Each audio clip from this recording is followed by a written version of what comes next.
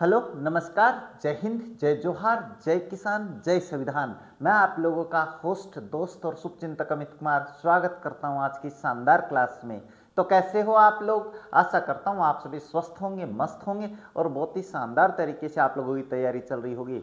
अब बात करें आज की इस क्लास में, तो आज की इस क्लास में हम एक अपना बड़ा ही महत्वपूर्ण टॉपिक है जिसके क्वेश्चंस है वो आपकी एग्जाम्स में पूछे जाते हैं, उसको बिल्कुल वन शॉट क्लास में पढ़ने वाले हैं। और बात करें अपने इस टॉपिक के बारे में, तो इस टॉपिक के वो सारे कॉन्सेप्ट, वो सारी शॉर्ट ट्रिक्स समझाने वाला हूं जिसके माध्यम से आप अपने क्वेश्चन से उनको गलत नहीं करने वाले हैं।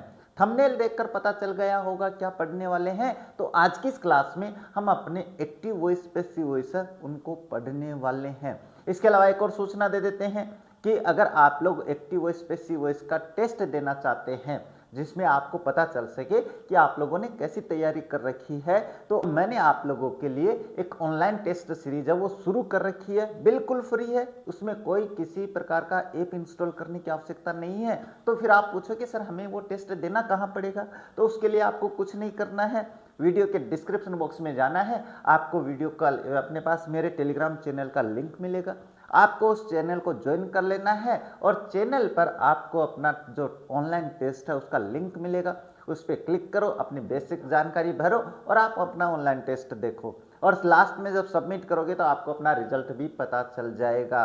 और मैंने तो आप लोगों को पहले ही बता रखा है, अगर आप मेरे टेस्ट में से 50% क्वेश्चंस सही कर देते हो तो मान के चलो आप लोग अपनी RSM-SSB की जो एग्जाम्स होती है उसमें आप 75% जो क्वेश्चन है वो सही कर सकते हो। अगर मेरे टेस्ट में 50% नंबर आ जाते हैं तब की बात कर रहा हूँ। तो अपनी आज की इस क्लास को शुरू करें इससे पहले आप लोगों से बात करना चाहेंगे, अगर आप हमारे चैनल पे आए हो, हमारे वीडियोस देख रहे हो, वीडियोस पसंद आ रहे हैं, हमारे चैनल को सब्सक्राइब कीजिए, वीडियो को लाइक कीजिए, शेयर कीजिए, साथ ही बेल आइकन को भी ऑन रखिए ताकि मेरे वीडियोस की नोटिफिकेशन सबसे पहले आप लोगों के पास पहुंचे। अब ज़्यादा समय नहीं लेते हैं, शुरू करते हैं आज की क्लास। और क्लास में मैंने बता दिया क्या पढ़ने वाले हैं, एक्टिव वॉइस पैसिव वॉइस पढ़ने वाले हैं। अब बात कर लेते हैं, इसके थोड़ी सी बेसिक जानकारी है वो आप लोगों को बताना जरूरी है। आप पूछोगे सर बेसिक जानकारी पूछेंगे नहीं, लेकिन आपको पता होना जरूरी है। अरे जब अपन एक घर का निर्माण करते हैं, है ना, तो इस घर की जो नींव होती है ना, वो जो नींव अपन भरते हैं, इस नींव के बारे में जानना जरूरी होता है कि अपन कोई घर खरीद रहे हैं तो उसकी नींव सबसे पहले पूछते हैं यार इसकी नींव कितनी गहरी है। तो वो जो नींव है ना, वो नींव अपने पास बेसिक्स, अगर आप लोगों को बेसिक्स नहीं पता है किसी भी टॉपिक का, किसी भी टॉपिक के बेसिक्स के बारे में अगर आप लोग नहीं जानते हो तो मान के चलो आप लोगों को वो टॉपिक नहीं आने वाला है। अब आप लोग क्या करते हो कि हाँ हमें तो बस ऊपरी ऊपरी ज्ञान मिल जाता है और आप लोग बस हो जाते हो कि हम तो पदम सिंह हो गए हैं।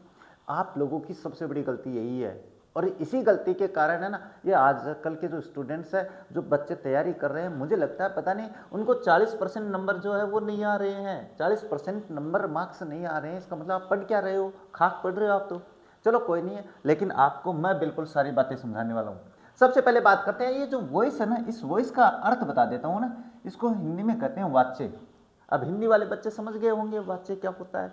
देखो मैं बता देता हूँ, अंग्रेजी में अपने जो वॉइस होता है ना वो दो प्रकार का होता है।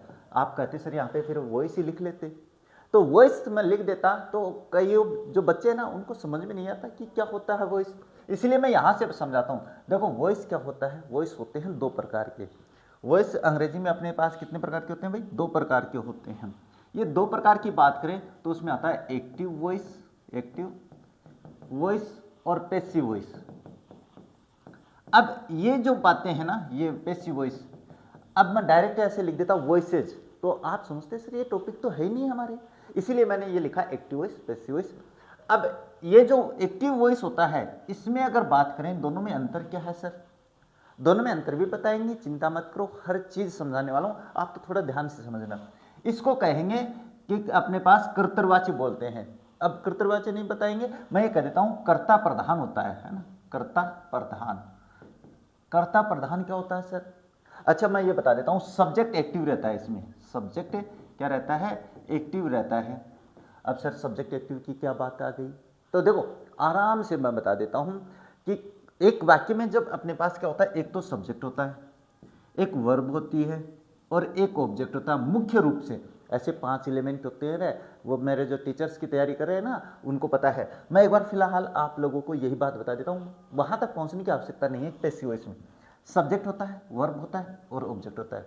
अब अगर कोई काम डायरेक्ट करता करता है, चाहे खाने का, पीने का, पढ़ने का, रोने का, नाचने का, पीने का, कुछ भी काम करता है, करता डायरेक्ट करता है। जैसे मैं चाय पीता हूँ तो पीने का काम डायरेक्ट मैं कर रहा हूँ, और इस वर्ब के द्वारा जो काम खत्म होता है वो ऑब्जेक्ट होता है। इतनी बात अगर आपको समझ में आ गई तो यहाँ पे ये जो करता है, जैसे I drink tea, I drink tea, तो मैं यहाँ पे पूछूं कि काम कौन कर रहा है, तो मैं कर रहा हूँ। क्या कर रहा हूँ? पीने का काम कर रहा हूँ। क्या पी रहा हूँ? टी पी रहा हूँ। ये तीनों चीजें आपको याद रखनी है पैसिव वॉइस में। अब यहाँ पे कोई पूछे ये जो काम कर रहा है, तो यहाँ पे जो करता है ना वो एक्टिव है, खुद कर रहा है। लेकिन यही काम कर्ता से जब करवाया जाता है, कि कर्ता से क्या है, काम करवाया जाता है, जैसे tea tea is drunk by me. अब इसमें ये जो बाय मी है, देखो काम तो पीने का मेरे द्वारा ही हो रहा है, काम तो मेरे द्वारा ही हो रहा है, लेकिन जो वर्ब है ना, ये जो वर्ब है वो किसके लिए आई है? ऑब्जेक्ट के लिए आई है, कि भाई चाय को पिया जाता है किसके द्वारा? तो मेरे द्वारा। देखो काम तो मेरे द्वारा ही हो रहा है, और यहाँ पे इसको अपन अगर बात कहें तो ये क्या हो जाता है? एजेंट हो जाता है। कर्ता जो होता है ना उसको एजेंट की भूमिका में लिख देते हैं। यहाँ पे देखो काम तो इसके द्वारा हो रहा है, लेकिन ये जो वर्ब का प्रभाव है वो किस पे आ रहा है? वो इस पे आ रहा है। तो इसका मतलब यहाँ पे तो ये जो अब इसको पिया जा रहा है, काम तो इसके द्वारा, तो वो तो एजेंट हो गया, तो फिर ये क्या है? ये ऑब्जेक्ट है। तो इस वाक्य में ऑब्जेक्ट है वो प्रधान हो गया। तो जिस वाक्य में ऑब्जेक्ट प्रधान होता है, यानी कर्म प्रधान जो होता है, कर्म प्रधान, अब इसको कर्म प्रधान को कहूँ तो मैं ऑब्जेक्ट एक्टिव कह सकता हूँ। क्या कह सकता हूँ? ऑब्जेक्ट है उसको एक्टिव कह सकता हूँ। तो यहाँ पे आपको ध्यान में रखना है कि एक्टिव वॉइस में आपके पास कर्ता प्रधान होता है, पैसिव वॉइस में आपके पास कर्म प्रधान होता है। अब अगर इतनी बात आपको समझ में आ गई तो आगे की जो अपनी स्पीड है ना वो तेज करते हैं और आगे बढ़ते हैं। अब एक और बात बता देते हैं जो जानना जरूरी है कि सर एक्टिव वॉइस से पैसिव वॉइस बनाना ही क्यों है, क्या कारण क्या है, ये तो जरूरी है, जानना जरूरी है। तो देखो पैसिव वॉइस की आवश्यकता है ना, पैसिव सेंटेंसेस की आवश्यकता लिखता हूं मैं ना, पैसिव सेंटेंसेस की आवश्यकता ही क्यों है सर, हम ऐसा करेंगे क्यों? तो सारा काम जब अपने पास है ना ऐसे ही हो जाता है कि मैं चाय पीता हूँ, मैं नाचता हूँ, तो फिर मैं ऐसे घुमा के लिखूं क्यों कि चाय मेरे द्वारा पी जाती है? दिमाग में प्रश्न आता है, सभी के आता है, जो तैयारी करते हैं उनके ज़्यादा आता है। अभी कोई तैयारी नहीं कर रहा है तो उनके प्रश्न दिमाग में नहीं भी आता है। मेरे दिमाग में इतने प्रश्न आते थे जब मैं तैयारी करता था कि टीचर्स को मेरे प्रश्नों के उत्तर देने में दिक्कत हो जाती थी। और ये हकीकत है कि उस ज़माने में भी अपने जो मेरे जो टीचर्स होते थे वो गूगल पे सर्च करके बताया करते थे कि अमित इसका आंसर ये होने वाला है। ये वास्तविक बातें हैं। आप कहोगे सर आप तो फेंक रहे हो, फेंकता नहीं हूँ रे, मैं पहली बात बता देता हूँ, मेरी क्लासेस देख लेना। हाँ, पैसिव वॉइस की आवश्यकता क्यों होती है, सबसे पहले बात करते हैं। अब पैसिव वॉइस की सबसे पहली आवश्यकता होती है कर्ता के बारे में पता नहीं होने पर, सबसे पहली बात तो यही होती है। अब सर आप कहोगे कि सर कर्ता के बारे में पता ही नहीं होता है, ऐसे कैसे हो सकता है? हो सकता है, सब कुछ हो सकता है इस दुनिया में। मैं ये कहूँ कि आपने एक सड़क पे जा रहे हो और आपने ये देखा कि कोई कुत्ता मरा पड़ा है, कोई जानवर पड़ा है, तो फिर आप क्या होगा, आप क्या सोचोगे, यार इसको किसने मार दिया? आपको थोड़ी ना पता है। तो वहाँ पे फिर आप कोई बात लिखो, है ना, कोई बात लिखो तो वहाँ पे यही तो लिखोगे, ए डॉग वॉज किल्ड, एक कुत्ते को मार दिया गया। अब आपको जब पता ही नहीं है तो फिर ये जो डॉग है इसको मार दिया गया, किसने मारा पता ही नहीं है, तो इस कंडीशन में आपको पैसिव वॉइस की आवश्यकता पड़ती है। इसीलिए पैसिव वॉइस की आवश्यकता हमें ग्रामर में आवश्यकता होती है। तो पहली बात हो गई। दूसरी बात करें तो दूसरी अगर मैं बात करूं, है ना, कोई दूसरी मैं बात करूं तो इसके बारे में क्या होता है कि कर्ता के बारे में जब सब जानते हैं, जब सभी जानते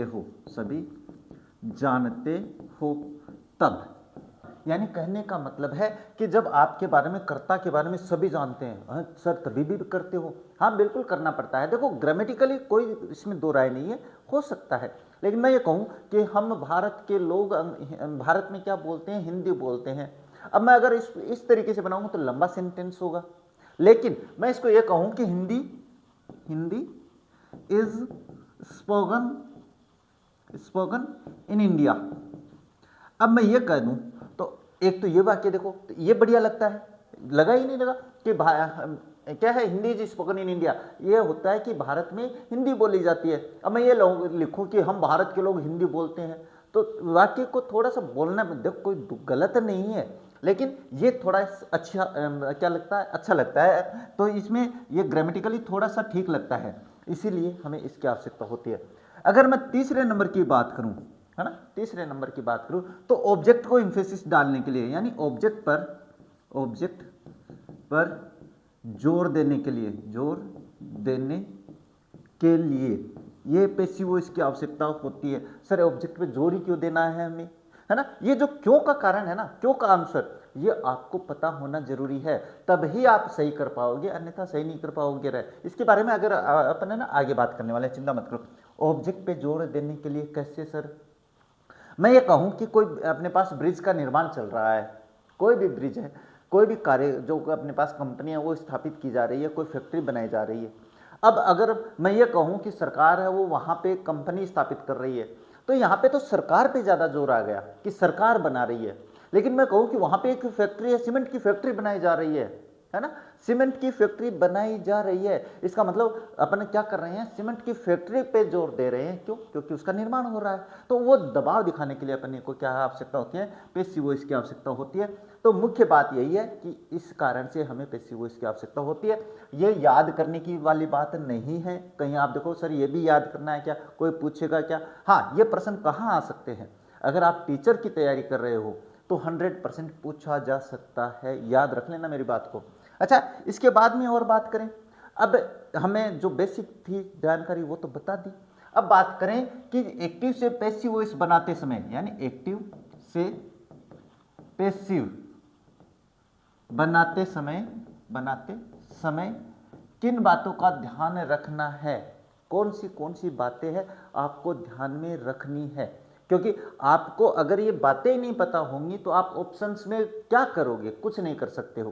क्यों? आपको लग जाए कि हमें ना प्रेजेंट इंडिफिनिट का एक सेंटेंस आ गया, उसमें इज़म आरम देख लेंगे, बस यही तो सबसे बड़ी गलती है, तभी तो आप लोग 40% मार्क्स है वो नहीं लेके आ रहे हो, क्योंकि आप लोगों को लगता है कि बस हाँ हमें तो इतना बता दिया है और बस हम कर देंगे, सब कुछ कर देंगे। और जब ये अंदर भावना आ जाती है ना कि हाँ मैं कर दूंगा, तो फिर मैं की भावना बड़े बड़े रावण को ले डूबी है भाई, रावण चला गया मैं के चक्कर में, तो आप तो कौन से खेत की मूली हो, तो ये छोड़ो।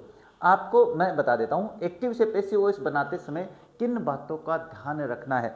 सबसे पहले तो आपको बनाना तो नहीं पड़ेगा, वहाँ पे आपके पास तो ऑप्शंस आएंगे, लेकिन आपको देखना तो पड़ेगा कि नहीं पड़ेगा कि सही है कि नहीं है।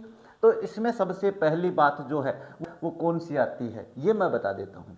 ये है कि आपको पैसिव बनाते समय, यानी पैसिव, एक्टिव से पैसिव लिख देता हूँ मैं, एवी कर देता हूँ मैं, है ना, एवी का मतलब एक्टिव वॉइस, एवी से पीवी यानी पैसिव वॉइस में बनाते समय सब्जेक्ट को ऑब्जेक्ट, ये ध्यान में रखने वाली बात है भाई मेरी, सब्जेक्ट को ऑब्जेक्ट व ऑब्जेक्ट को सब्जेक्ट बनाते हैं, ये बात सबसे पहली है। यानी जहाँ पे अपना ऑब्जेक्ट लिखा होता है ना, वहाँ पे आपको सब्जेक्ट ले जाना है, और जहाँ पे सब्जेक्ट लिखा है वहाँ पे आपको ऑब्जेक्ट को लेके आना है। अब आप कहोगे सर इतनी बेसिक सी बात क्यों बता रहे हो, मैं सही बता रहा हूँ। एक साइकोलॉजी का नियम होता है भाई, है ना, सिंपल टू कॉम्प्लेक्स, ये नियम अगर आप अपने दिमाग में बिठा लोगे तो आपकी गारंटी दे रहा हूँ मैं, आप कोई क्वेश्चन गलत नहीं करोगे। लेकिन अपन क्या करते हैं ना सर इतनी सी ये बात भी कोई जानने की आवश्यकता है क्या, हाँ इसके बारे में ये लिख देंगे, ये करेंगे, लेकिन आपको ये प्रोनाउन वाली बात आगे करूंगा मैं। इसके बाद में आपको क्या करना है, सब्जेक्ट को अंत में लिखने पर, है ना, सब्जेक्ट को ऑब्जेक्टिव केस में, चलो ये बाद में बात करते हैं, है ना, सब्जेक्ट को अंत में बाई प्लस सब्जेक्ट के रूप में लिखा जाता है, के रूप में लिखा जाता है। ये बेसिक बात होती है। अब आप कहोगे सर बाई प्लस सब्जेक्ट ही लिखा जाएगा क्या? नहीं, इसमें मैं आप लोगों को आगे समझाऊंगा। इसमें अपन विथ भी कर सकते हैं, विथ प्लस सब्जेक्ट भी कर सकते हैं, एट प्लस सब्जेक्ट भी कर सकते हैं, टू प्लस सब्जेक्ट भी कर सकते हैं, अबाउट प्लस सब्जेक्ट भी कर सकते हैं। तो लेकिन ज़्यादातर एग्जाम्पल्स में यही होता है, इसीलिए हम ये करते हैं। बाई प्लस सब्जेक्ट का मतलब एजेंट की भूमिका इसी प्रीपोजिशन, जो प्रीपोजिशन है ना बाई, इसी से होता है। आप कहोगे सर प्रीपोजिशन बोल रहे हो, प्रपोजिशन होता है। अरे आपको सिलेक्शन चाहिए कि उच्चारण चाहिए, है ना? हाँ चलो, इसके बाद में बात करते हैं नेक्स्ट बताऊं तो पैसिव वॉइस में यानी पीवी में हमेशा, ये बात बहुत ही गहराई बता रहा हूं, हमेशा बी प्लस वर्ब की थर्ड फॉर्म का प्रयोग होता है, का प्रयोग होता है। ये हमेशा ध्यान में रखनी है बात है भाई। क्या लिखा है मैंने? पीवी में हमेशा बी प्लस वर्ब की थर्ड फॉर्म का प्रयोग होता है। अब ये जो मुख्य बात थी ना, वो तो ये आ गई। अब बात करें अगर सब्जेक्ट, हाँ नोट लगा देता हूं मैं, नोट, अगर सब्जेक्ट आप लोगों के पास क्या दिया हुआ है, अगर सब्जेक्ट कोई पर्सनल प्रोनाउन हो, कोई पर्सनल प्रोनाउन हो, तो उसे बाई के बाद में, बाई यानी कोई भी प्रीपोजिशन है, बाई के बाद ऑब्जेक्टिव केस में लिखा जाता है, ऑब्जेक्टिव केस में लिखा जाता है। अब ये दोनों बातें मैं आप लोगों को एक बार समझा देता हूं, कैसे समझ में आएगी भाई। ये ऑब्जेक्टिव केस क्या होता है? तो जो पर्सनल प्रोनाउन है वो कौन कौन से होते हैं आप लोगों के पास? वो होते हैं ही। अब ये मान के चलो सब्जेक्ट ही है ना? तो उसको जब अंत में लिखोगे तो इसको लिखेंगे बाई प्लस हिम, यानी इसको अंत में लेके जाओगे तो बाई हिम करोगे। अब एक बात और बता देता हूं, अगर आपके पास ऑब्जेक्ट हिम दिया हुआ है और उसको इधर लेके आएंगे तो उसको ही बनाएंगे। ये बात आपको ध्यान में रखनी है। वैसे याद है ये। इसके बाद में अगर मैं बात करूं तो सी आता है, तो सी को मैं हर में चेंज कर देता हूं। अब वहां पे मुझे बताने की आवश्यकता नहीं है। इसके बाद में इट, तो इट का इट ही रहता है। इसके बाद में द की बात कर लेता हूं, तो द को दैम में चेंज कर देते हैं, बाई दैम। और दैम अगर ऑब्जेक्ट है तो उसको सब्जेक्ट बनाएंगे तो द कर देंगे। ये ध्यान में रखना। यही तो मैं बता रहा हूं, वहां पे क्या कर रहे हैं कि सब्जेक्ट बनाते समय सब्जेक्ट को ऑब्जेक्ट, ऑब्जेक्ट को सब्जेक्ट बनाते हैं। कहाँ पे? सबसे पहली बात यही लिखवाई है मैंने, हाँ, बनाते समय सब्जेक्ट को ऑब्जेक्ट व ऑब्जेक्ट को सब्जेक्ट बनाते हैं। ये बात आपको ध्यान में रखनी है। इसके बाद में बात करें तो फर्स्ट पर्सन की बात कर लेते हैं, तो इसमें आ जाता है अपने पास मी। वी की बात करूं तो हो जाता है अस, और अगर मैं बात करूं अपने पास सेकंड पर्सन यू की, तो वो हो जाता है यू। इसके अलावा भी प्रोनाउंस होते हैं तो उनको नहीं बदलते हैं, जैसा आता है वैसा लिख देते हैं। अपने पास इंडेफिनेट प्रोनाउंस की तो मैं बात करूं तो वो तो बाद में लिखवाऊंगा मैं।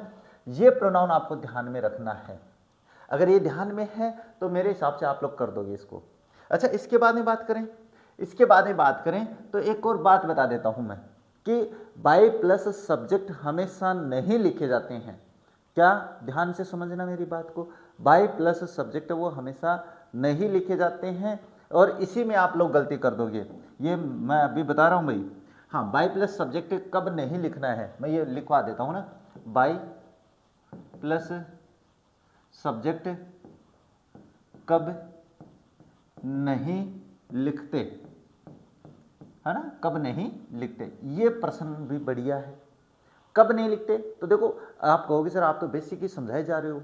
बेसिक समझना जरूरी है, इसीलिए मैं समझा रहा हूं, नहीं तो मैं इतना समय वेस्ट नहीं करता रहे। हाँ, अब ये अपना अंतिम है, उसके बाद अपन अपने पैसे वो इसकी तरफ चलते हैं। ये हो गया बाई प्लस सब्जेक्ट कब नहीं लिखते हैं। तो इसके लिए आंसर मैं बताऊं तो जब कर्ता इंडेफिनिट प्रोनाउन हो, है ना? अनिश्चित, अपने पास क्या हो? इंडेफिनिट प्रोनाउन, अनिश्चित सर्वनाम हो, तब अपने क्या है, ये नहीं लिखते हैं। ये लिखो, होने पर अनिश्चित प्रोनाउन को बाई प्लस सब्जेक्ट नहीं लिखा जाता है। नंबर 2 की बात करूं तो जब कर्ता के बारे में सभी जानते हों, सभी जानते। तो इस समय भी अपन क्या करते हैं, सब्जेक्ट नहीं लिखते हैं। और ये बात मैंने कहाँ बताई, पैसिव वॉइस की आवश्यकता क्या वहाँ पे बताई थी, इसीलिए बताई थी। जैसे मैंने बताया ना अभी कि हम भारत के लोग क्या है, हिंदी बोलते हैं, तो भारत में हिंदी बोली जाती है। तो जब आपको पता है कि भारत में हिंदी बोली जाती है तो कौन बोलते हैं, हम बोलते हैं, हम बोले, है ना, अरे हम बोले, वो नहीं रहे, हम बोलते हैं, है ना। तो वहाँ पे अपने को क्या है, बाई प्लस सब्जेक्ट लिखने की आवश्यकता नहीं होती है, बाई इंडियंस नहीं लिखा जाता है। या मैं ये कहूँ कि भाई पुलिस चोर को गिरफ्तार कर लिया गया, तो आप सभी जान जाओगे कि हाँ भाई चोर को गिरफ्तार कौन कर सकता है, आम आदमी तो नहीं कर सकता।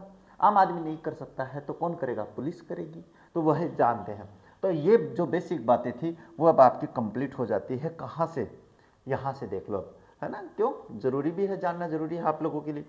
अब देखो सारी बातें मैंने आप लोगों को बता दी है। ये बातें आपको अगर ध्यान में आ गई तो मान के चलो अब पैसिव वॉइस है वो बिल्कुल आपके लिए हलवा हो जाएगा। कौन सा हलवा, वो हलवा जो मम्मी खिलाती है ना प्यार से, ले बेटा हलवा खा ले, है ना, वो सौतेली मम्मी जैसा नहीं रहे, जैसे कि मैंने बताया अभी थोड़े दिन पहले।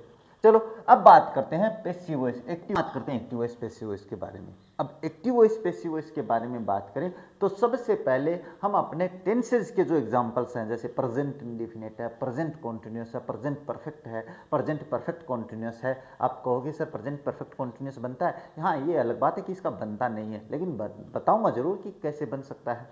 इसके बाद में पास्ट में आएंगे, इसके बाद में फ्यूचर में आएंगे। तो आपको इन नियमों के बारे में पता होना जरूरी है। इसका कारण भी है, इसका कारण है, एक बच्चे ने मुझे कमेंट किया, सर आप हमें ना ये एग्जाम्पल्स क्यों, जो रूल्स है ये क्यों समझा रहे हो, हमारे पास तो ऑप्शंस होंगे। तो मैंने उसको एक वाक्य दिया और दो ऑप्शन दिए, दोनों ऑप्शंस में भी वो सही नहीं कर पाया। इसलिए आपको नियमों के बारे में पता होना जरूरी है।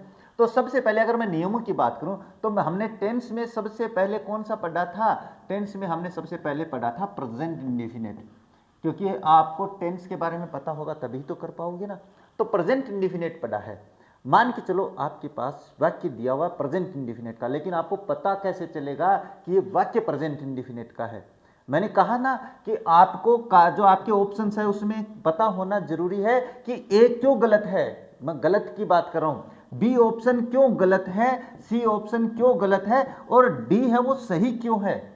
जब आपको प्रत्येक का कारण पता होता है तब जाके आपका क्वेश्चन है, तब जाके आपके क्वेश्चन है वो सही होते हैं। और आपको लगता है बस नहीं, अपने पास एलडीसी एग्जाम हलवा है जो मम्मी इंतजार कर रही है, ले बेटा हलवा खा ले, ले बेटा हलवा खा ले, हाँ अरे वो हलवा तो है और वो माँ तो है, लेकिन वो माँ सौतेली है जो ऐसे थप्पड़ मारेगी, ऐसे थप्पड़ मारेगी कि आपकी अकल ठिकाने आ जाएगी। इसीलिए कह रहा हूँ आपको कारण सहित पता होना चाहिए कि मेरा क्वेश्चन सही क्यों है। और वो क्यों का पता कैसे चलेगा, वो क्यों का पता चलेगा जब आपको हर चीज के बारे में पता होगा, है ना। ऐसे नहीं होते हैं कि आपके पास पोस्ट निकलते हैं 230 और बच्चे पास होते हैं 6। अरे 1 लाख फॉर्म भरे जाते हैं और उसमें से 6 बच्चे पास होते हैं, तो डूब के मर जाना चाहिए ऐसे बच्चों को जो तैयारी नहीं करते हैं। चलो आपको बेसिक्स पता होना जरूरी है। प्रेजेंट इंडेफिनिट की, सर हमें कैसे पता चलेगा कि वाक्य प्रेजेंट इंडेफिनिट का है, तो वो पता चलेगा वाक्य में वर्ब की फर्स्ट फॉर्म प्लस एस या एस दिया हुआ होगा, या इसमें डू या डज दिया हुआ होगा। ये अगर वाक्य में है तो वो वाक्य प्रेजेंट इंडेफिनिट का है। और इसको पैसिव वॉइस कैसे बनाओगे, इसको बनाओगे इज, एम और आर के साथ आपको वर्ब की थर्ड फॉर्म कर देनी है। हाँ मैंने एक बात नहीं बताई, मैंने बताया था वहां पे कि जो पैसिव वॉइस होता है उसमें बी वर्ब प्लस वर्ब की थर्ड फॉर्म का प्रयोग करते हैं। कहाँ पे, ये रहा, इसमें बी प्लस वर्ब की थर्ड फॉर्म ये रही। ये बी वर्ब होती कितनी है, ये बी वर्ब आपके पास संख्या में 8 होती है ना। मैं एक बार लिखवा देता हूँ, बी वर्ब, बी वर्ब लिखता हूँ, नहीं तो आप समझोगे नहीं। बी वर्ब संख्या में 8 होती हैं। ये कौन कौन सी होती हैं, तो ये इज, एम, आर, वॉज, वर, इसके अलावा बी और बीइंग और बीन। ये 8 फॉर्म आपको याद करनी है। अगर वाक्य में ये नहीं है तो आपका पैसिव वॉइस एग्जाम्पल है जो आपके ऑप्शंस है, अगर उनमें से ये नहीं है, इनमें से कोई एक है ना, 8 के 8 नहीं आएगी रहे, कहीं आपको एक नहीं है, एक भी नहीं है, एक भी का मतलब इनमें से होनी जरूरी है कोई ना कोई एक, तो ही आपका ऑप्शन सही होगा, नहीं सही नहीं होने वाला है। अच्छा वहां पे चलें वापस, यहाँ पे, हाँ अब कैसे पहचान करोगे सर कि ये आपने ये तो बता दिया, लेकिन वाक्य तो इसके अपने टेंस में पढ़े थे, सिंपल पढ़ा था, निगेटिव पढ़ा था, इंटेरोगेटिव पढ़ा था, इंटेरोगेटिव नेगेटिव भी पढ़ा था। तो वो नियम भी आना जरूरी है आप लोगों को, और वो नियम अगर आप लोगों को नहीं आएंगे तो सबसे बड़ी समस्या है। तो अगर अपने पास वाक्य सिंपल दिया हुआ है प्रेजेंट इंडिफिनिट का, तो उसमें सबसे पहले देखना ऑब्जेक्ट, ऑब्जेक्ट के अनुसार आपको इज एम आर में से देखना है, इसके बाद में आपको वर्ब की थर्ड फॉर्म देखनी है, इसके बाद में अदर वर्ड देखना है, और इसके बाद में बाय प्लस सब्जेक्ट देखना है। अब कई जगह क्या होता है कि ये जो बाय प्लस सब्जेक्ट है अदर वर्ड से पहले भी लिखा जाता है, तो कोई गलती नहीं है भाई आपके पास, मैं ये लिख देता हूँ, अदर वर्ड मैं लास्ट में लिखवा देता हूँ। वैसे by plus subject, by plus subject plus other word, लेकिन अगर मैं कहूँ बाय प्लस सब्जेक्ट है वो अंत में लिखा जाता है, लेकिन आपका जो RSMSSB के जो पेपर सेटर्स है वो इसको ज़्यादा अहमियत देते हैं, तो आपको यही नियम याद रखना है। अब इसका नेगेटिव बनाएंगे तो मैंने टेंस में समझाया था, किसी भी वाक्य को चाहे वो एक्टिव वॉइस का हो चाहे पैसिव वॉइस का हो, हेल्पिंग वर्ब के जस्ट बाद में नोट देखना है। अब ये ऑप्शन मैं बता देता हूँ, इसमें गलती क्या हो सकती है आप लोगों से, मैं एक बात बता देता हूँ, इज अ मार, चलो इसमें नहीं, मैं आगे समझाऊंगा। नोट प्लस वर्ब की third form plus by plus subject और प्लस अदर वर्ड दिया हुआ होगा, ये हो जाता है।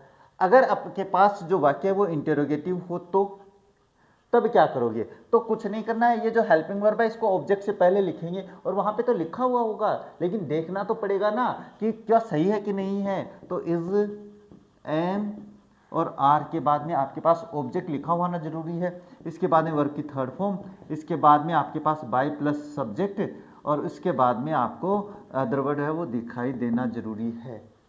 इसके बाद में मैं बात करूं तो इंटरोगेटिव नेगेटिव हो जाता है।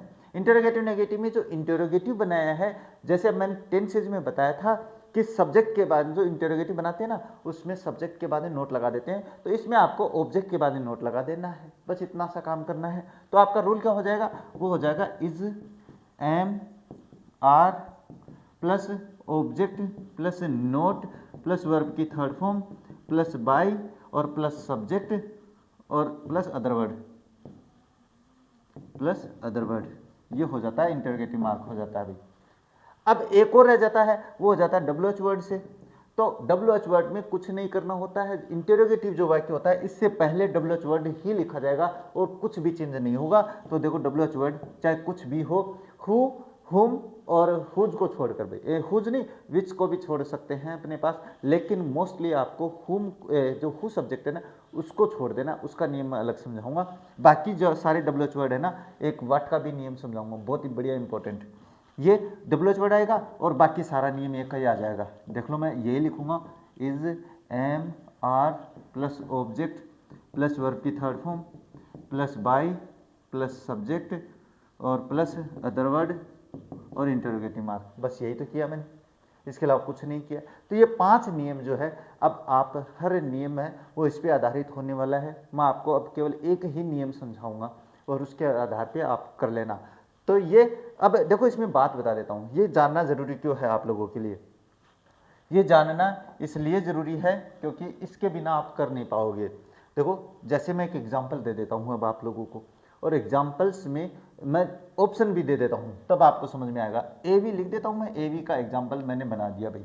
कोई एग्जाम्पल बनाऊँ तो बहुत ही सरल बनाऊंगा, जैसे I teach you at Evos Academy, Evos Academy मैंने ये लिख दिया भाई, है ना, ये इवोस अकेडमी भाई, ये स्पेलिंग, हाँ, और ये वाक्य मैंने बना दिया। अब इस वाक्य के लिए मैं आपको ऑप्शंस देता हूँ, है ना, फिर देखना आप लोग कि आपको नियमों के बारे में जानना जरूरी क्या है। अगर मैं पैसिव वॉइस में आप लोगों के पास ऑप्शन ए दे देता हूँ तो क्या हो जाएगा, मैं लिख देता हूँ you are taught at Evos Academy by me, तो ये तो आपके पास आ जाता है। ऑप्शन बी मैंने बना दिया ये इस तरीके से, you are taught by me at Evos Academy. अब ये दोनों वाक्य सही है, दोनों वाक्य सही हैं, लेकिन आपको प्राथमिकता है वो किसे देनी है, प्रायोरिटी किसे देनी है, प्रायोरिटी आप लोगों को इस वाक्य को देनी है।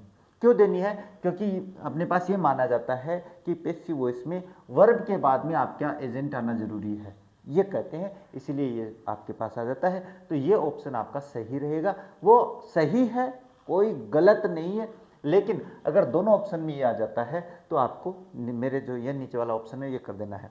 अब देखो आपको और बाकी ऑप्शंस भी दिए होंगे, किसी में वर्ब की फर्स्ट फॉर्म लिख सकता है, किसी में यहाँ पे इज कर सकता है ना, तो वो किसी भी प्रकार से हो, तो आपको नियम पता होगा कि हाँ भाई ये नियम है, तो इन नियमों के अनुसार देख लो। ऑब्जेक्ट अपने जो सब्जेक्ट था, ये ऑब्जेक्ट था, इसको यहाँ पे लिख दिया। इसके बाद इस ऑब्जेक्ट के अनुसार देखो यहाँ पे इज एम आर में से कर, आपका ऑब्जेक्ट है वो बहुवचन है कि नहीं है, यहाँ पे बहुवचन है तो बहुवचन के साथ इज एम आर। अब मुझे ये बताने की भी आवश्यकता नहीं है भाई कि आप इज एम आर का प्रयोग है वो इज का प्रयोग एक वचन करता के साथ, एम का प्रयोग आई के साथ, और आर का प्रयोग अपने पास बहुवचन करता के साथ। ये मैंने टेंस में समझा रखा है हर बात। वो हेल्पिंग वर्ब का नियम वही रहेगा कि कौन सी हेल्पिंग वर्ब किसके साथ आएगी। तो ऑब्जेक्ट बहुवचन होने पे मैंने यहाँ पे आर कर दिया। इसके बाद में वर्ब की थर्ड फॉर्म लगाई है मैंने, तो वर्ब की थर्ड फॉर्म ये रही, और यहाँ पे वर्ब की थर्ड फॉर्म ये बना दी। उसके बाद में बाय प्लस सब्जेक्ट ये कर दिया, और जो अदर वर्ड है वो ये बच गया। अब एक एक एग्जाम्पल है ना वो समझाते चलेंगे, क्योंकि प्रेजेंट इंडेफिनिट जो है वो सरल अपने पास वाक्य है, तो इसमें कोई दिक्कत नहीं है। दिक्कत आएगी प्रेजेंट कॉन्टिन्यूस में। मैं एक बार प्रेजेंट कॉन्टिन्यूस और बता देता हूँ। अब आपको कैसे पता चलेगा कि सर वाक्य जो दिया हुआ है, आपका जो प्रश्न दिया हुआ प्रेजेंट कॉन्टिन्यूस का ही है, कैसे पता चलेगा? तो इसमें आपके पास क्या होगा, is am are plus verb की फर्स्ट फॉर्म प्लस आईएनजी दिया हुआ होगा। और तो फिर आपको इसको पैसिव वॉइस कैसे बनाना है? इसको पैसिव वॉइस कुछ नहीं, आपकी हेल्पिंग वर्ब तो एक ही रह जाएगी, इज एम आर। इसके साथ आपको बीइंग का प्रयोग करना है। मैंने बताया था ना कि उनमें से अगर एक नहीं आएगी उसके बाद में आपको वर्ब की थर्ड फॉर्म का प्रयोग कर देना है। अब यहाँ पे बीइंग का प्रयोग करेंगे क्यों, ये कारण आपको जानना जरूरी है। देखो मैं बता देता हूँ, आप टेंस कौन सा पढ़ रहे हो, प्रेजेंट कॉन्टिन्यूस। और कोई भी कॉन्टिन्यूस टेंस कब बनता है, कॉन्टिन्यूस टेंस बनता है बी प्लस वर्ब की फर्स्ट फॉर्म और उसमें आईएनजी आने पर ही। अगर वाक्य में ये नहीं है तो कॉन्टिन्यूस नहीं बन सकता। तो कॉन्टिन्यूस बनने आने के लिए जैसे मैंने यहाँ पे लिख रखा है is am are, be verb का रूप है, इसके साथ आईएनजी लगा रखा है।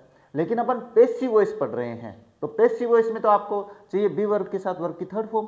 तो फिर करेंगे कैसे? अगर मैं यहाँ पे इज एम आर के साथ ही वर्ब की थर्ड फॉर्म कर देता तो वाक्य तो गलत हो जाता, क्योंकि फिर तो अपने पास कॉन्टिन्यूस कहाँ पे बना। तो कॉन्टिन्यूस बनाने के लिए आपको बीइंग की आवश्यकता होती है। जो बी वर्ब होती है इसमें आईएनजी जोड़ देते हैं इज एम आर के साथ, तो जुड़ गया, फिर तो कॉन्टिन्यूस हो गया। और इस बी वर्ब के साथ अपन वर्ब की थर्ड फॉर्म लिख देंगे तो बन जाएगा पैसिव वॉइस। अब वाक्य आ जाए आपके पास, तो जो सिंपल वाक्य है, मान के चलो सिंपल वाक्य आ गया आपके पास है ना, कोई भी सिंपल वाक्य, तो प्रेजेंट कॉन्टिन्यूस का, तो उसका आप पैसिव वॉइस बनाओगे कैसे? तो रूल आपको ध्यान में होगा तभी तो बनाओगे, ऐसे थोड़ी बना दोगे। वही बात है कि आप हल्के में ले लेते हो और हल्के में लेते हो, तो सीधी सी बात है हल्के में लिया हुआ जो रिजल्ट है वो हल्का ही आता है ना। ध्यान से समझ लेना मेरी बात को। तो यहाँ पे मैं लिख देता हूँ, उस वाक्य का ऑब्जेक्ट देखना आपको जो दिया हुआ है, उसके बाद में ऑब्जेक्ट के अनुसार आपको इज एम आर का प्रयोग देखना है कि ऑब्जेक्ट एक वचन है तो इज आएगा, ऑब्जेक्ट अगर आई है आप मतलब मी उसको आई दिया बनाएंगे तो एम आएगा, और वहाँ पे यू दिया हुआ है या कर्ता बहुवचन ऑब्जेक्ट बहुवचन है तो उसके अनुसार आर आ जाएगा। अब इसके साथ अपन बीइंग का प्रयोग कर देंगे, और इसके बाद में वर्ब की थर्ड फॉर्म कर देंगे, इसके बाद में बाय प्लस सब्जेक्ट कर देंगे, और इसके बाद में अदर वर्ड कर देंगे। आपके एग्जाम में यही रूल ज़्यादा बेटर रहेगा मेरे उससे, नहीं तो मैं तो ये मानता हूँ कि बाय प्लस जो सब्जेक्ट होता है, जो एजेंट की भूमिका निभाता है, एजेंट हमेशा लास्ट में आता है। लेकिन आपका ये रूल देख लेना भाई, ये सिंपल वाक्य का नियम हो गया। यानी अब बात करें नेगेटिव वाक्य, तो ये जो नेगेटिव वाक्य है ना प्रेजेंट कॉन्टिन्यूस का, यहाँ पे आप गलती करोगे 100%। देखो मैं ऑप्शन दूंगा आप लोगों को। अब ये मैं एक वाक्य बना देता हूँ, जैसे I am note teaching you, ये एक एग्जाम्पल दे रहा हूं मैं। अब इस एग्जाम्पल की बात करूं मैं, तो ये मैं एक बना देता हूं, जैसे you are being not taught by me. एक तो एग्जाम्पल ये लिख दिया मैंने, और एक लिख दिया you are not being being taught by me. अब आप दिमाग लगा लो, अगर आप लोग मेरी बात देख रहे हो तो इन दोनों वाक्यों में से आप 100% ये करके आओगे, जो कि गलत है। मैंने रूल नहीं लिखा, इसीलिए नहीं लिखा क्योंकि आपको पहले पता तो होना चाहिए ना कि गलती क्या समझाने वाला हूँ, मैं बेसिक बात क्या समझाने वाला हूँ। तो ये इसमें है ना, ये गलती करोगे। अब मैं इसका जो रूल है वो बताता हूँ, देखो आप लोगों को। इसका रूल होता है ऑब्जेक्ट प्लस इज और एम। जो मैंने अभी बताया था कि किसी भी वाक्य को नेगेटिव बनाने के लिए हेल्पिंग वर्ब के जस्ट बाद में नोट लगाना होता है। तो हेल्पिंग वर्ब तो यही है, ये हेल्पिंग वर्ब नहीं है, ये सहायक वर्ब के रूप में अपन काम में ले रहे हैं इसको। तो यहाँ पे मैं नोट लगाऊंगा और इसके बाद में बीइंग लिखूंगा, और पक्का आपको ऑप्शंस है, मैं जो बता रहा हूँ वैसे मिलने वाले हैं। इसके बाद में आपको बीइंग वर्ब की थर्ड फॉर्म, और बाकी जो बच गया वो सारा ऐसा कैसा लिख देंगे, बाय प्लस सब्जेक्ट और अदर वर्ड, बस ये लिख देंगे, वाक्य हो गया। अब ये बात करें इसका इंटेरोगेटिव आ जाएगा, तो इंटेरोगेटिव में भी आप एग्जांपल्स में गलती करोगे, मेरे टेस्ट को देख के देख सकते हो आप लोग। तो इसका करेंगे तो ये मैं बता देता हूँ, तो इज एम आर पहले लिख देता हूँ, इज एम आर, इसके बाद में ऑब्जेक्ट वो जो उस वाक्य का है, इसके बाद में बीइंग का प्रयोग करेंगे। ध्यान से समझ लेना मेरी बात को, बीइंग का प्रयोग ऑब्जेक्ट के बाद में होगा, वर्ब के बाद में नहीं। उसके बाद में वर्ब की थर्ड फॉर्म, और इसके बाद में बाय प्लस सब्जेक्ट, और इसके बाद में आपको अदर वर्ड का प्रयोग कर देना, इंटरोगेटिव मार्क देख लेना है। अच्छा, इंटरोगेटिव नेगेटिव की बात करूं तो ऑब्जेक्ट के बाद में आपको नोट लगाना है, इसके बाद में नहीं लगाना है।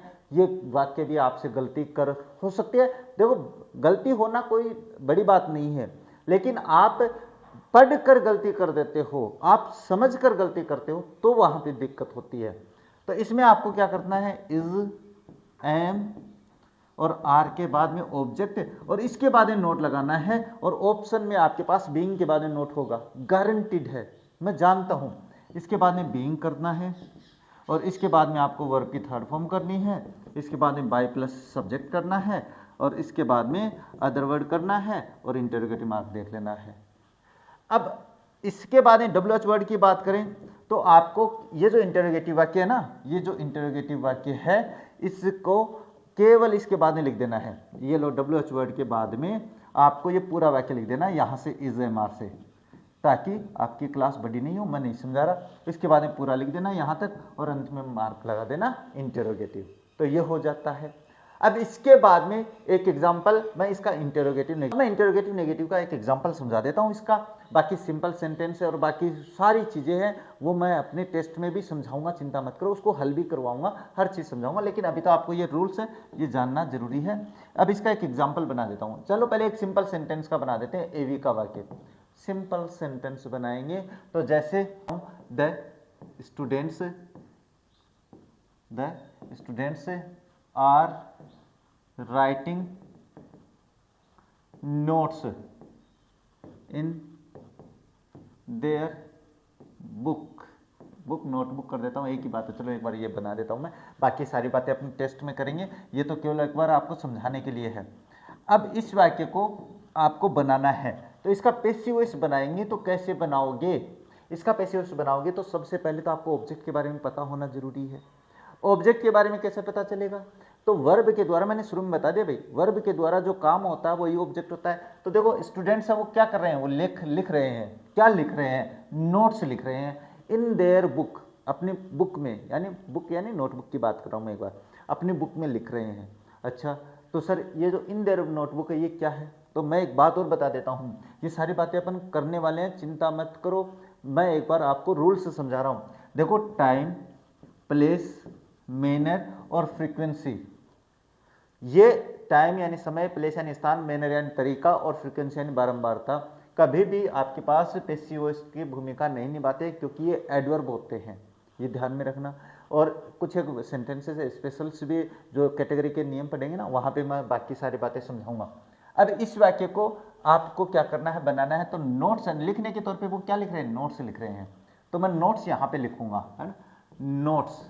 अभी ऑब्जेक्ट मैंने यहाँ पे लिख दिया भाई, है ना, देखो यहाँ पे ऑब्जेक्ट मैंने यहाँ पे क्या कर दिया, लिख दिया भाई, ये लिख दिया मैंने ऑब्जेक्ट। अब ऑब्जेक्ट के अनुसार सिंपल है कि नेगेटिव, वो वहाँ पे देख लेना। चलो मैं उसको क्या कर देता हूँ, नेगेटिव बना देता हूँ एक बार, जिससे क्या है समझ में आए थोड़ा बढ़िया।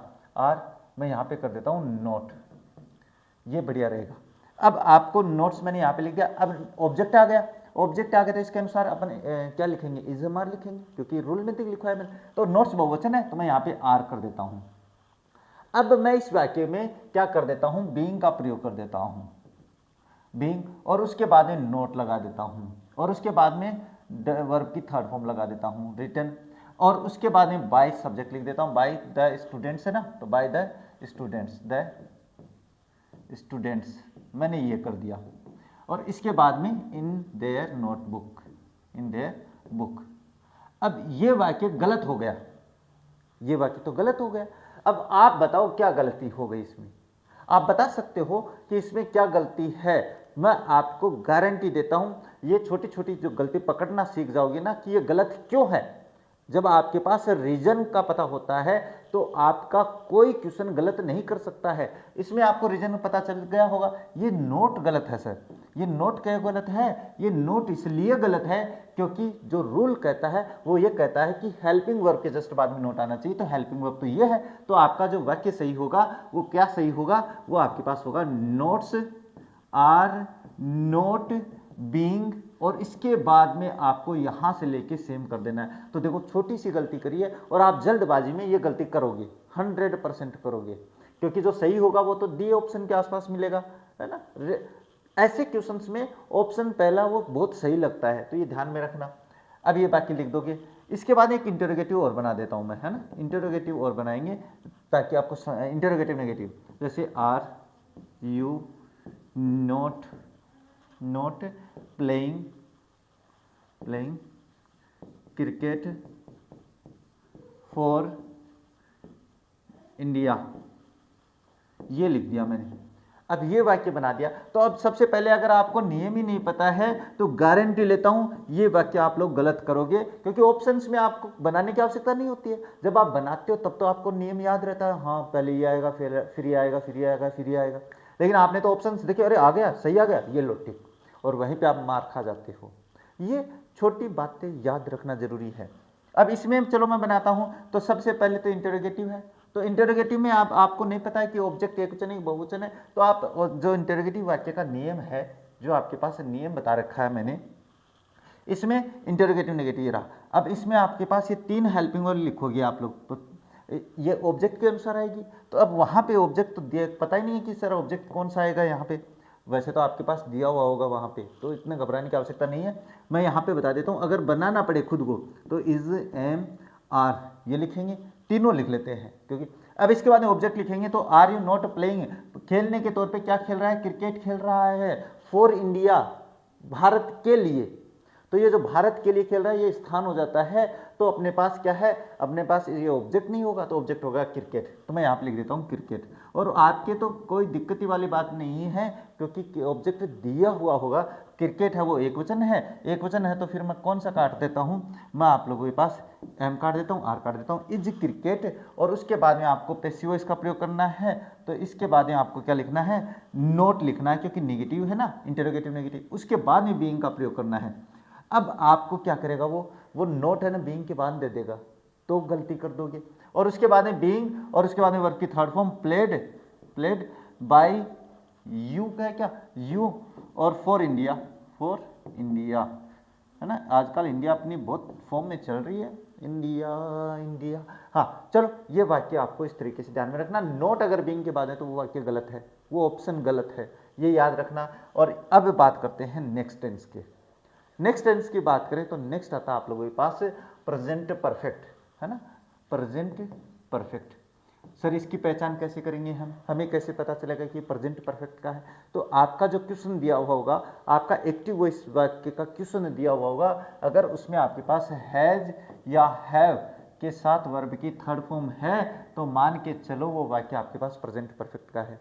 तो फिर इसमें अपन पैसिव वॉइस कैसे बनाएंगे, तो इसका पैसिव वॉइस कैसे बनेगा, आपको हैज या हैव का प्रयोग करना है ऑब्जेक्ट के अनुसार, इसके बाद में बीन का प्रयोग करना है, और इसके बाद में वर्ब की थर्ड फॉर्म लगानी है।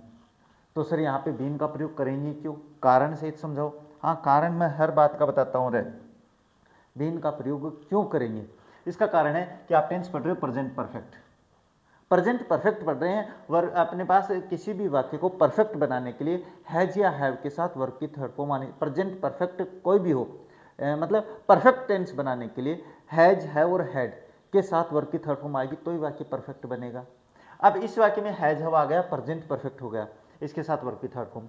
अब पैसिव वॉइस बना रहे हैं तो प्रेजेंट परफेक्ट का पैसिव वॉइस बनाएंगे कैसे, तो उसमें आना चाहिए भाई हैज हैव के साथ अगर अपन अकेले वर्ब की थर्ड फॉर्म लिख देंगे तो वो तो फिर अपने पास पैसिव वॉइस बना ही नहीं, क्योंकि पैसिव वॉइस में तो मैंने बताया बी वर्ब के साथ वर्ब की थर्ड फॉर्म आना जरूरी है। तो हैज या हैव के साथ अपन लिख देंगे बीन, बी की थर्ड फॉर्म बता रहा हूं मैं, बी की थर्ड फॉर्म लिख देंगे बीन, जिससे क्या होगा कि आपका परफेक्ट बन गया वाक्य, हैज हैव के साथ प्रेजेंट परफेक्ट बन गया। अब इस बीन के साथ अपन वर्ब की थर्ड फॉर्म लगा देंगे तो पैसिव वॉइस बना कि नहीं बना, तो बी वर्ब आई कि नहीं है, आ गई। हाँ चलो इसका सिंपल वाक्य का रूल बताऊंगा बस अब, और इसके बाद में नेगेटिव आपको बनाना है, इंटरेक्टिव। चलो ये मैं भी समझा देता हूँ, मैं पास्ट में एक एक बता दूंगा। हाँ अब ये बात करें तो सबसे पहले सिंपल वाक्य की करेंगे तो ऑब्जेक्ट लिखेंगे, ऑब्जेक्ट के अनुसार आपको हैज या हैव का प्रयोग कर देना है और इसके बाद में बीन का प्रयोग कर देना है और इसके बाद में वर्ब की थर्ड फॉर्म लगा देनी है, इसके बाद में बाय प्लस सब्जेक्ट कर देना है और इसके बाद में आपको अदर वर्ड कर देना है, वाक्य हो जाएगा कंप्लीट। अच्छा ये तो सर लिखा हुआ आएगा, हाँ अच्छी बात है लिखा हुआ आएगा, तो फिर आप गलती कर दोगे, कैसे करोगे, ये वर्ब की थर्ड फॉर्म बीन से पहले भी दे सकता है अगला, तो जब नियम ध्यान में रहेगा तो गलती नहीं करोगे ना। हर एक चीज को जानने के लिए आपको ध्यान में क्या रखना है, उसकी बातें ध्यान में रखनी है कि गलती क्यों है ना, वो तो मैंने से बता दिया।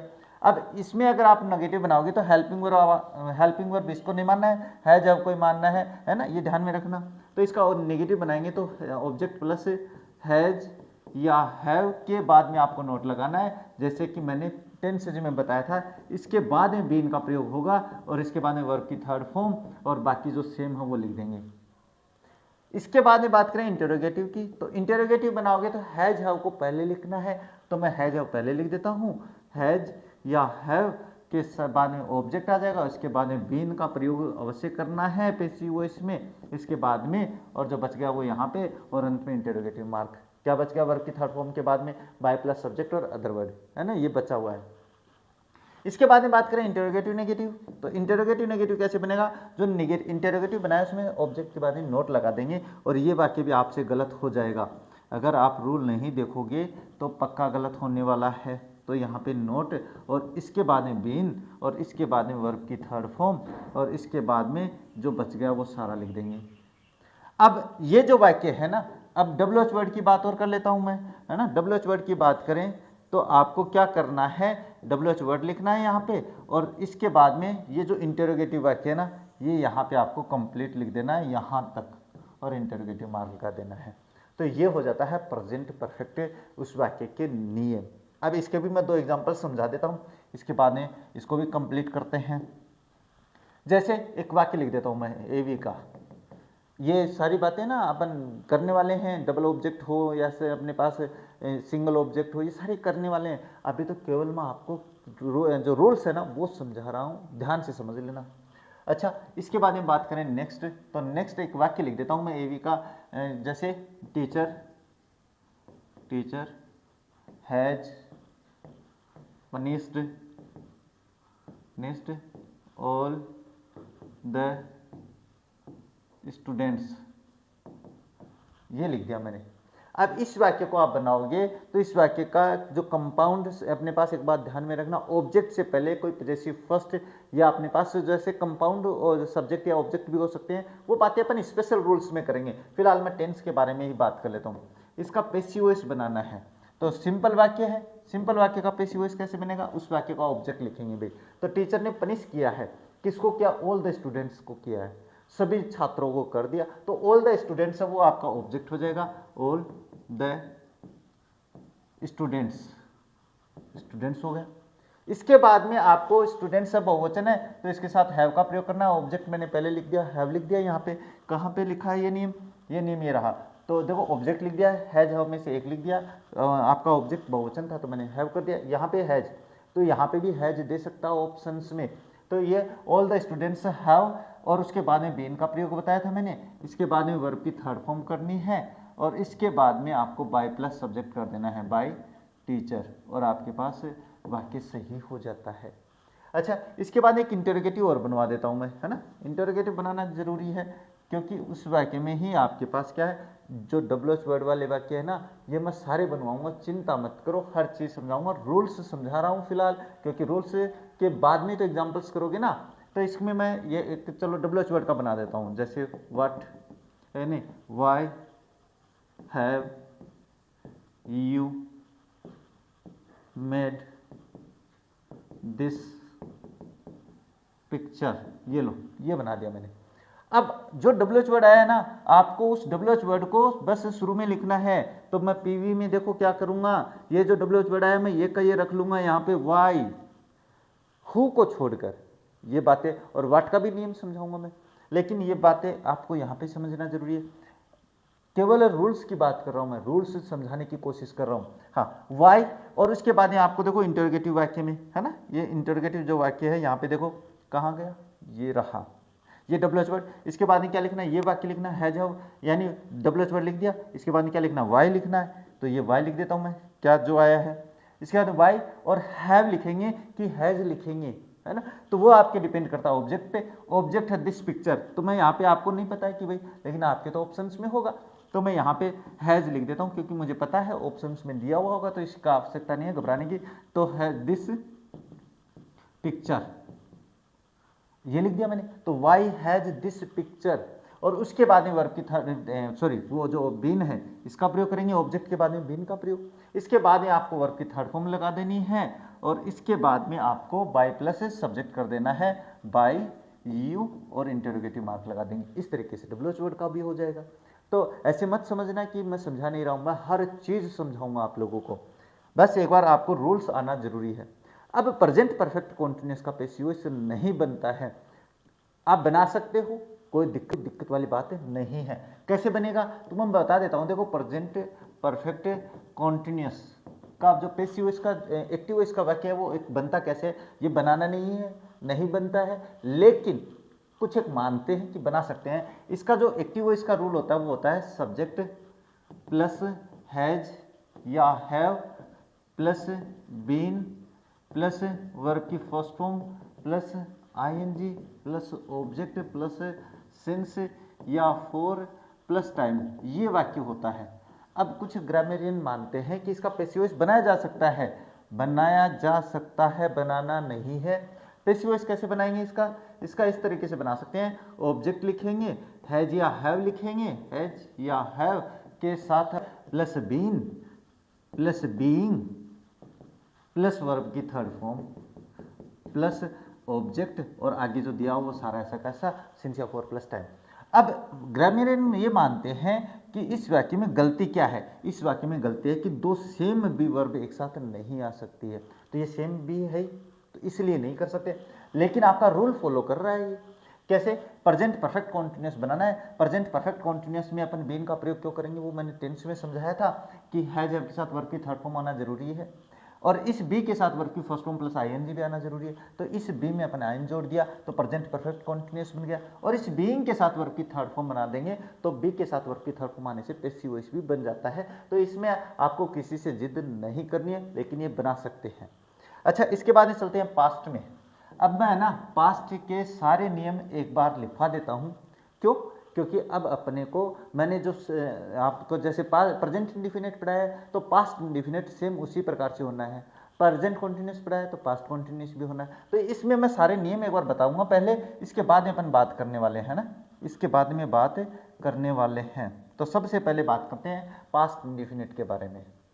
पास्ट इंडिफिनिट, और जहाँ पे मैंने प्रेजेंट इंडिफिनिट पढ़ाया है, ध्यान से समझना, जहाँ पे मैंने प्रेजेंट इंडिफिनिट पढ़ाया है वहाँ पे इज MR के स्थान पे वाज वर्ब कर दो, आपका वाक्य बन जाएगा पास्ट इंडिफिनिट। तो इसके पास्ट इंडिफिनिट की पहचान क्या रहेगी, इसकी पहचान रहेगी वाक्य में जो आपका दिया हुआ होगा उसके अंदर रहेगी वर्ब की सेकंड फॉर्म, या आपके पास डिड रहेगा। अगर वाक्य में ये दोनों है, अब वो चाहे सिंपल हो, नेगेटिव हो, इंटरोगेटिव हो, सिंपल वाक्य में तो वर्ब की सेकंड फॉर्म आनी है, बाकी तीनों में डिड मिल जाएगा, चाहे नेगेटिव हो, चाहे इंटरोगेटिव हो, चाहे इंटरोगेटिव नेगेटिव हो, चाहे WH वर्ड वाला हो। इसको आपको पैसिव वॉइस कैसे बनाना है, इसको आपको वाज या वर्ब में चेंज कर देना है और इसके साथ वर्ब की थर्ड फॉर्म लगा देना है, बस इतना सा काम करना है। तो अब मुझे इसका जो सिंपल सेंटेंस होता है, सिंपल सेंटेंस जो होगा पैसिव वॉइस का वो बनेगा कैसे, ऑब्जेक्ट प्लस वाज या वर प्लस वर्ब की third form plus by plus subject plus other word, ये हो जाता है। अब इसका निगेटिव बनाओगे तो आप क्या देखोगे, आप देखोगे प्रेजेंट इंडेफिनिट में मैंने नोट कहाँ पे लगाया था, पैसिव वॉइस में, एजमार के बाद में लगाया था, तो यहाँ पे वाजवर के बाद में लगा देना, बस इतना ही तो काम करना है। तो ये बनाना आप लोग, ये नेगेटिव है भाई यहाँ पे, है ना। अब इंटरोगेटिव की बात करूँ मैं, तो इंटरोगेटिव की बात करूं तो जैसे मैंने प्रेजेंट इंडेफिनिट का इंटरोगेटिव बनाया था, इज एम आर को ऑब्जेक्ट से पहले लिखा था, तो आपको वाजवर को ऑब्जेक्ट से पहले लिख देना है, बस इतने सा काम करना है। अब इंटरोगेटिव नेगेटिव बनाओगे तो क्या करोगे, तो मैंने प्रेजेंट इंडेफिनिट में बनाया है, पीछे देख लिया होगा आप लोगों ने, वहां पे जैसे बनाया है उसका इंटरोगेटिव नेगेटिव बना देना। और WH वर्ड की बात करें तो WH वर्ड का भी आप बना सकते हो। अब इसमें अगर नहीं समझ में आए तो आप मुझे कमेंट कर देना, मैं आपको समझा दूंगा, दोबारा बना दूंगा मैं, लेकिन क्लास काफ़ी बड़ी हो जाएगी अगर मैं इसी प्रकार से चलता रहूँगा तो अब आते हैं पास्ट कॉन्टिन्यूस में। तो जैसे मैंने प्रेजेंट कॉन्टिन्यूस का बनाया था बिल्कुल वैसे ही करना है, उसी पे आधारित है, बस इज एम आर के स्थान पे वाजवर करना है। तो इसमें पहचान क्या रहेगी, इसमें रहेगी कि आपके पास वाक्य में वाज या वर्ग के साथ वर्ग की फर्स्ट फॉर्म प्लस ING दिया हुआ होगा। तो इसको बनाऊंगा कैसे, तो जहां पे मैंने बताया था ना कि इज मार्क कर दिया था मैंने, तो वहां पे वाज वर्ग कर दूंगा, इसके साथ मैं बीइंग का प्रयोग कर दूंगा और उसके बाद में वर्ग की थर्ड फॉर्म कर दूंगा, बस इतना से काम करना है मुझे। इतना से करूंगा तो मैं एक बार सिंपल बता देता हूं, इस वाक्य का जो सिंपल रूल बनेगा पास्ट कॉन्टिन्यूस का वो बनेगा, उस वाक्य का ऑब्जेक्ट देखना है, वाज या वर देखनी है, और इसके बाद में आपको बीइंग का प्रयोग देखना है, और इसके बाद में वर्ब की थर्ड फॉर्म आ जाएगी, इसके बाद में बाय प्लस सब्जेक्ट आ जाएगा, और इसके बाद में अदर वर्ड आ जाएगा। अब इसका नेगेटिव बनाओगे तो नोट कहाँ पे लगाओगे, वाज या वर्ग के बाद में लगा दोगे, जैसे कि मैंने प्रेजेंट कॉन्टिन्यूस में किया है, आप कर सकते हो, आप बना सकते हो। इसके बाद इंटरोगेटिव बिल्कुल आप देख के बना लेना, बना सकते हो। ये क्या करोगे, वाज वर्ग को ऑब्जेक्ट से पहले लिखोगे, बाकी सारा ऐसा कैसा कर दोगे, जैसे मैं लिख देता हूँ यहाँ पे वाज या वर्ग प्लस ऑब्जेक्ट, और इसके बाद में देखो बच गया क्या, ये सारा बच गया, तो बीइंग यहाँ पे तो आएगा ना, तो इसके बाद में आप लिख दो और इंटरोगेटिव मार्क लगा देना। इंटरोगेटिव नेगेटिव में भी क्या करोगे, बिल्कुल यही करोगे। और WH वर्ड में भी आप क्या करोगे, WH वर्ड के बाद में ये सारा वाक्य ऐसा कैसा लिख दोगे जो इंटरोगेटिव बनाया है ना। ये इंटरोगेटिव मार्क लगाना मत भूलना भाई यहाँ पे, है ना, ये ध्यान में रखना। अब ये प्रेजेंट क्या हो गया, पास्ट कॉन्टिन्यूस हो गया। अब पास्ट कॉन्टिन्यूस के बाद में क्या आता है, पास्ट परफेक्ट आता है। क्या आता है, पास्ट परफेक्ट। आपको कैसे पता चलेगा कि ये पास्ट परफेक्ट का है, तो ये जो पास्ट परफेक्ट का होगा तो इसके साथ हेड प्लस वर्ब की थर्ड फॉर्म होगी। अब इसका पैसिव वॉइस, तो जैसे मैंने प्रेजेंट परफेक्ट का बनाया था बिल्कुल वैसे ही पास्ट परफेक्ट का बनेगा, बस वहां पे हैज हैव के स्थान पे हेड कर देना है। तो इसका पैसिव वॉइस कैसे बनेगा, हेड के साथ मैं यहाँ पे बीन का प्रयोग करूंगा, वर्ब की थर्ड फॉर्म लगाऊंगा और पैसिव वॉइस बना दूंगा। तो मैं एक बार इसका सिंपल वाक्य का रूल बता देता हूँ, है ना। सिंपल वाक्य का रूल बनाऊंगा तो मैं क्या बनाऊंगा, इसका बनेगा ऑब्जेक्ट, और आपके पास हेड तो एक ही है तो इसके साथ बीन का प्रयोग और कर दूंगा मैं, और इसके बाद में वर्ब की थर्ड फॉर्म लगाऊंगा। अब यहाँ पे बीन का प्रयोग क्यों किया है, प्रेजेंट परफेक्ट वाला ही नियम है। इसके बाद में बाय प्लस सब्जेक्ट करूंगा और इसके बाद में अदर वर्ड कर दूंगा, तो वाक्य हो जाएगा सही। अब इसका नेगेटिव बनाऊंगा तो जैसे मैंने प्रेजेंट परफेक्ट के पैसिव वॉइस के वाक्य को बनाया है, हैज हैव के बाद में नोट लगाया था वहां पे, यहाँ पे हेड के बाद में नोट लगा देना। इंटरोगेटिव की मैं बात करूं तो आपको हेड ऑब्जेक्ट से पहले ले आना है, तो इनको दोनों को तो इंटरचेंज करना है, इसको यहाँ पे इसको यहाँ पे, बस, और बाकी सारा सेम हो जाएगा आगे, और अंत में इंटरोगेटिव मार्क। इंटरोगेटिव नेगेटिव में तो देख लेना प्रेजेंट परफेक्ट में मैंने नोट कहाँ पे लगाया है, और WH वर्ड के बारे में भी हम बात कर लेंगे, चिंता नहीं करनी है। अब इसके बाद में मैं बात करूं तो कौन सा, पहले इसके तीनों के मैं क्या आता है, पास्ट परफेक्ट कॉन्टिन्यूस आता है। अब पास्ट परफेक्ट कॉन्टिन्यूस की मैं बात करूं तो इसमें आपको क्या करना है, पैसिव वॉइस नहीं बनाना है, बनेगा वैसे ही जैसे मैंने आपको प्रेजेंट परफेक्ट कॉन्टिन्यूस में बनाया है।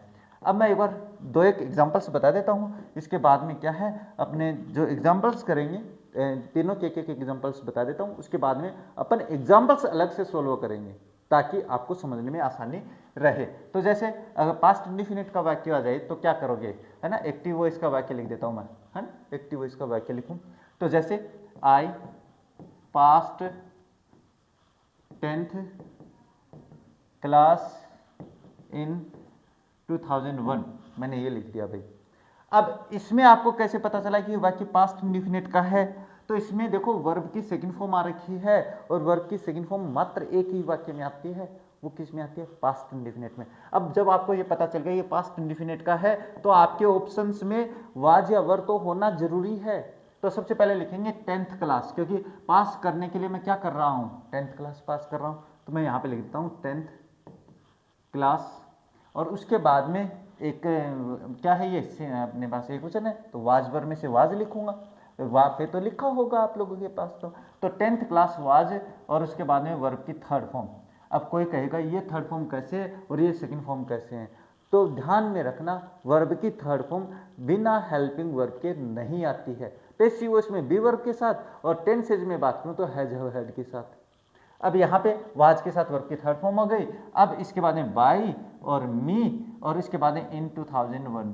लेकिन मेरा नियम ये कहता है कि आपको बाई प्लस सब्जेक्ट वो अंत में लिखना होता है, ये मैं मानता हूँ क्योंकि मैंने ब्रिटिशर्स के जो राइटर है ना, ब्रिटिश राइटर्स, उनकी बुक्स में देखा है ये, इसलिए मैं बता रहा हूँ। लेकिन आपको यही देखना है क्योंकि अपने RSMSB के जो पेपर सेटर्स है वो मेरे जैसे ही तो होते हैं, चिंता मत करो।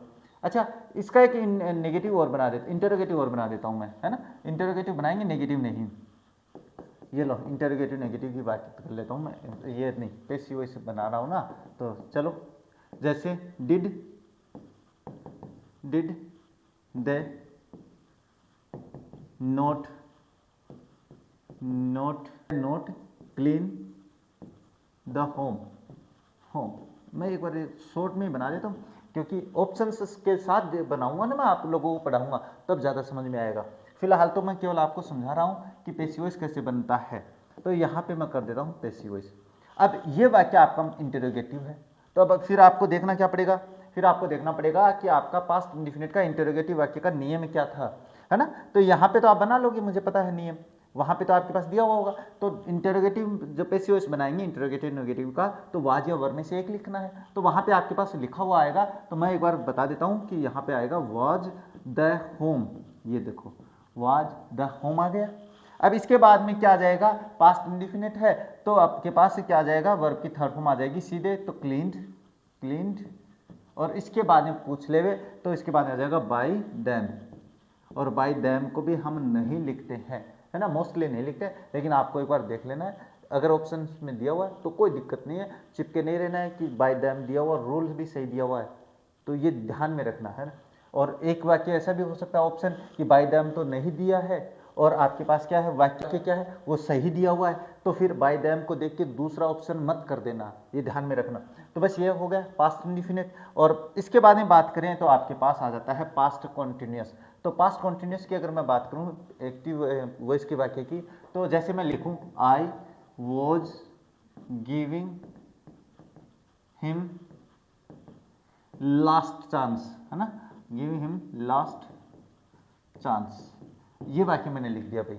अब ये डबल ऑब्जेक्ट वाला सारा मैटर मैं समझाऊंगा, चिंता मत करो। फिलहाल आपकी जो क्लास है वो केवल समझने के लिए रूल्स के बारे में। तो पैसिव वॉइस मैं यहाँ पे बनाऊंगा, तो यहाँ पे क्या है, हिम है, ऑब्जेक्ट क्या है, हिम है। मैं भाई उसे दे रहा हूँ क्या, लास्ट चांस, तो किसको, इसे दे रहा हूँ। तो मैं ये जो हिम है वो इधर लेके आऊँगा तो हो जाएगा ही, ये हो जाएगा।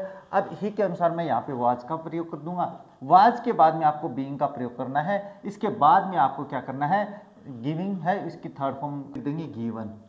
अब इसमें एक समस्या हो गई, अगर आपके पास वाक्य डबल ऑब्जेक्ट का है, आपके पास वाक्य डबल ऑब्जेक्ट का है तो पहले ऑब्जेक्ट लिखा जाएगा द लास्ट चांस, है ना, द, ये यहाँ पे लास्ट चांस है तो मैं लास्ट चांस से कर देता हूँ। इसके बाद में आपको बाय प्लस सब्जेक्ट करना है, ये तो नियम आपको ध्यान में ही रखना है, मैं बता देता हूँ। ऑप्शंस में समझाऊंगा, चिंता मत करो, क्योंकि मैं अदर वर्ड के जब बात करता हूँ तो उसमें ऑब्जेक्ट नहीं शामिल होता है। ये ऑब्जेक्ट के बारे में सारी बातें करने वाले हैं अपने स्पेशल रूल्स, जो रूल्स हैं उनकी क्लास में।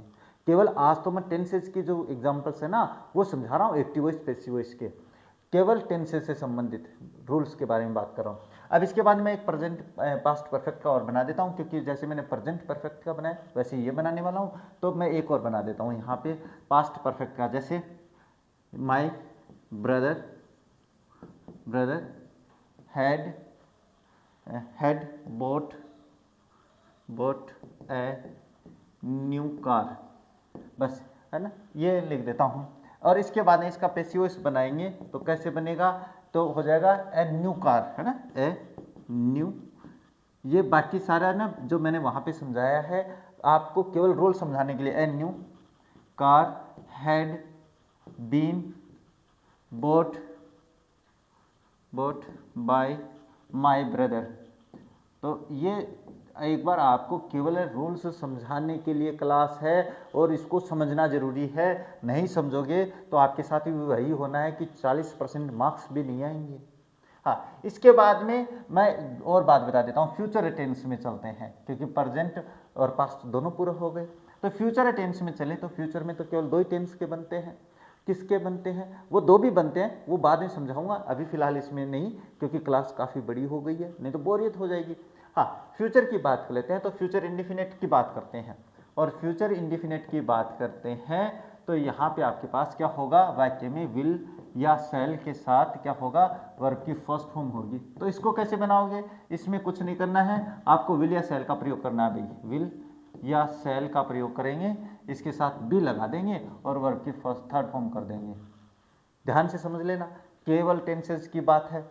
तो इसका मैं एक सिंपल वाक्य बना देता हूँ, चलो इसके सारे बनवा देता हूँ। जैसे सिंपल वाक्य का पैसिव एक्टिव वॉइस का वाक्य कैसे होगा, इसमें होगा सब्जेक्ट, इसका पैसिव वॉइस कैसे बनाएंगे भाई, है ना, तो उस वाक्य का आपको ऑब्जेक्ट लिखना है, उसके अनुसार विल या शैल का प्रयोग करना है और इसके बाद में आपको बी का प्रयोग करना है, इसके बाद में वर्ब की थर्ड फॉर्म लगानी है, इसके बाद में बाय प्लस सब्जेक्ट करना है और उसके बाद में अदर वर्ड। अदर वर्ड में आपको दूसरा ऑब्जेक्ट नहीं शामिल करना है, ये मैं समझाऊंगा अभी, चिंता मत करो। इसका नेगेटिव बनाऊंगा तो हेल्पिंग वर्ब के जस्ट बाद में तो विल शैल के बाद में ही नोट लगाऊंगा, तो क्या हो जाएगा, ऑब्जेक्ट प्लस विल या शैल के साथ नोट आ जाएगा, इसके बाद में बी आ जाएगी, उसके बाद में वर्ब की थर्ड फॉर्म आ जाएगी, बाय प्लस सब्जेक्ट अच्छा बाय प्लस सब्जेक्ट तो लिखा ही नहीं इसमें, है ना, by plus subject plus other word आ जाएगा।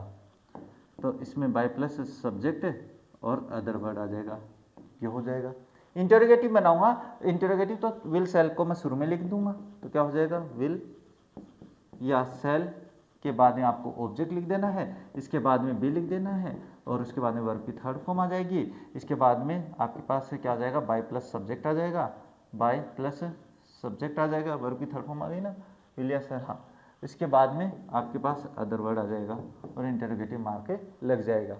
इसके बाद इंटरोगेटिव नेगेटिव, तो जो इंटरोगेटिव बनाया इसमें ऑब्जेक्ट के बाद में नोट लग जाएगा, तो क्या हो जाएगा, विल या शैल, इसके बाद में ऑब्जेक्ट, इसके बाद में नोट और इसके बाद में बी और इसके बाद में ये जो वर्ब की थर्ड फॉर्म से लेकर लास्ट तक लिख देना, ये वाक्य रहा।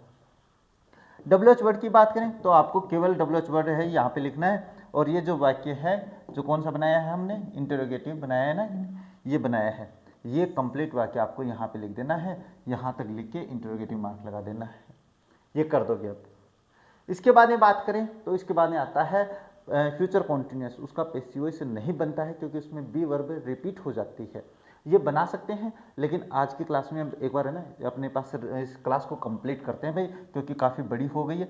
अब बात करते हैं फ्यूचर परफेक्ट की।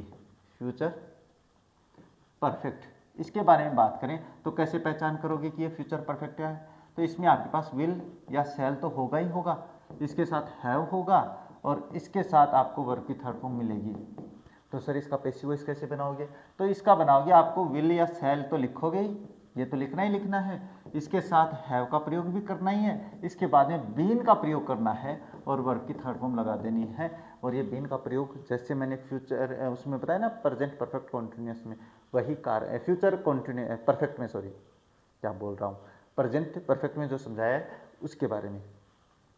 अच्छा, इसका जो रूल है वो कैसे बनेगा, तो इसका सिंपल वाक्य का रूल मैं बता देता हूँ, उसके बाद में बात करते हैं। उस वाक्य का ऑब्जेक्ट लिखेंगे, ऑब्जेक्ट के अनुसार विल या शैल आ जाएगा और इसके बाद में आपको हैव का प्रयोग करना है, इसके बाद में बीन का प्रयोग करना है, इसके बाद में वर्ब की थर्ड फॉर्म लगानी है, इसके बाद में आपको बाय प्लस सब्जेक्ट करना है और इसके बाद में अदर वर्ड करना है, हो जाएगा कंप्लीट। अब इसका नेगेटिव बनाऊंगा तो मैं नोट कहाँ पे लिखूंगा, आपके पास विल या शैल के बाद में लिखूंगा, हैव के बाद में नहीं लिखूंगा और पक्का आप गलत करोगे। तो मैं एक बार बना ही देता हूँ, नहीं तो आप कहोगे सर आपने गलती करवा दी थी वहाँ पे। तो मैं यहाँ पे नोट है वो यहाँ पे लिख देता हूँ, सेल के बाद में नोट लगाऊंगा और इसके बाद में आपके पास जो बच गया वो सारा नियम ऐसा का ऐसा आ जाएगा। ये देख लो मैंने कोई चेंज नहीं किया है, बाय प्लस सब्जेक्ट है और अदर वर्ड है, बस यही तो किया है। इंटरोगेटिव में मैं क्या करूँगा, इंटरोगेटिव में आपको विल या सेल ऑब्जेक्ट से पहले ले आना है, ये देखो तो क्या हो जाएगा, विल या सेल के बाद में आपको ऑब्जेक्ट लिखना है, इसके बाद में हैव लिखना है, इसके बाद में बीन लिखना है, इसके बाद में वर्ब की थर्ड फॉर्म लिखनी है, इसके बाद में बाय प्लस सब्जेक्ट करना है और इसके बाद में आपको अदर वर्ड कर देना है, इंटरोगेटिव मार्क लगा देना है। अब इसका इंटरोगेटिव नेगेटिव आप बना सकते हो क्योंकि ऑब्जेक्ट के बाद में आपको नोट लगाना है। तो देखो मैं यहाँ पे बता देता हूँ, विल या सेल के बाद में आपको ऑब्जेक्ट लिखना है, ऑब्जेक्ट के बाद में आपको नोट लगाना है और ये ऑप्शन गलत होगा क्योंकि आप तो हैव के बाद में नोट देखोगे पक्का, तो इसीलिए मैं आपको रूल समझा रहा हूँ, ये यहाँ तक लिख देना है। और WH वर्ड में क्या करोगे, WH वर्ड में मैंने समझा दिया है, सबसे पहले WH वर्ड को लिखना है, इसके बाद में ये जो नियम है ये ऐसा कैसा यहाँ पे आ जाएगा और अंत तक आपको इंटरोगेटिव मार्क कर देना है। तो ये हो जाता है फ्यूचर परफेक्ट। अब इनके एक एक एग्जाम्पल समझा देता हूँ, उसके बाद में इसके जो टेस्ट है वो जो आप नीचे लिंक पे देख रहे होंगे या इस क्लास को देखने के बाद में करोगे तो पक्का आपके क्वेश्चन सही होंगे, नहीं तो बिल्कुल नहीं होने वाले हैं। मैं एक समझा देता हूँ यहाँ पे है ना, इसके क्वेश्चन से थोड़ा सा समझा देता हूँ, थोड़े समझाएं तो चलो इसके बारे में बात करते हैं। फ्यूचर परफेक्ट के बारे में एक्टिव वॉइस का एक वाक्य लिख देता हूँ, जैसे आई विल आई सेल करता हूँ ना, I shall help you in your hard time. इसका मतलब होता है मैं तुम्हारी कठिन समय में सहायता करूँगा। अब इसका पैसिव वॉइस बनाना है, आपको पता चल गया सर ये फ्यूचर इंडेफिनिट का कैसे, सब्जेक्ट प्लस विल या सेल प्लस वर्ब की फर्स्ट फॉर्म है, तो इसका आपको नियम पता होना जरूरी है, तभी तो कर पाओगे, तभी तो करोगे कि नहीं करोगे। तो इसमें आपके पास ऑब्जेक्ट है यू, तो मैं यू इधर लेके आऊंगा। अभी यहाँ पे तो सेल है, आप वहाँ पे यू के साथ सेल देखोगे पक्का सही करोगे, गारंटीड है, मैं बता रहा हूँ ना इसलिए। हाँ यहाँ पे आप यू कर दिए तो ये गलत करोगे। अब इसमें आपको क्या करना है, यू के बाद में विल का प्रयोग करना है, क्यों, यहाँ पे तो आई था, आई के साथ सेल था, लेकिन आई और वी के साथ ही सेल आता है, बाकी सभी के साथ विल का प्रयोग होता है। ये मैंने टेंस में भी समझाया है और आपको देखनी भी है टेंस की क्लास। इसके बाद में बी लिखूंगा और उसके बाद में हेल्प कर दूंगा और इसके बाद में बाय मी हो जाएगा और इन योर हार्ड टाइम हो जाएगा, इन योर हार्ड टाइम हो जाएगा, ये हो गया। अब इसके बाद में बात करें तो इसके बाद में एक मैं बना देता हूँ परफेक्ट का, है ना, परफेक्ट का और बना देते हैं, इसके बाद में कंप्लीट करते हैं। तो उसका मैं इंटरोगेटिव नेगेटिव बनाता हूँ, जैसे will you have finished, will you have finished your, will you, चलो मैं एक बार सिलेबस लिख देता हूँ नहीं तो काफ़ी बड़ा हो जाएगा, सिलेबस बिफोर जनवरी की स्पेलिंग है ना, वो देख लेंगे। हाँ अब इसका पैसिव वॉइस बना देता हूँ मैं, इंटरोगेटिव मार्क नहीं लगाया क्या, इंटरोगेटिव मार्क भी है बेस के अंदर है ना, आप देख लेना वहाँ पे। अब इसका पैसिव वॉइस बनाऊंगा तो आपको नियम पता होगा तो ही तो देख पाओगे कि आपका ऑप्शन सही है कि नहीं। तो सबसे पहले मैं विल या सेल में से एक लूँगा, तो आपका सिलेबस है वो आपके पास ऑब्जेक्ट है तो विल आ जाएगा सिलेबस के अनुसार, विल सिलेबस, ये हो गया। इसके बाद में आपको हैव का प्रयोग करना है, इसके बाद में बीन का प्रयोग करना है, इसके बाद में वर्ब की थर्ड फॉर्म पहले से दी हुई है इसमें तो फिनिश्ड, और इसके बाद में क्या आ जाएगा बाय यू और बिफोर जनवरी